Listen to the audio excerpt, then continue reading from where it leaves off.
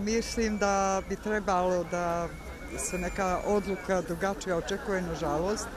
Ja mislim da mi čekamo kad će Goran Đurović da pođe sa tog mjesta, jer oni su odlučni. Znate što, javni servis je mnogo jak i gledan je.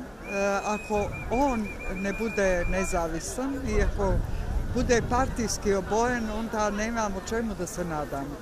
To ja naravno mislim da gleda i svijet i da imaju negdje neki uticaj sa strane gdje isto neće moći svašta da rade.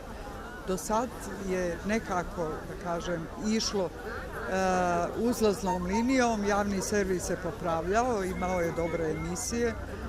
Vidjet ćemo u budućnosti kako će da bude. Ja se nadam da su iz vlasti shvatili da ne mogu baš sve da kontrolišu. Hvala.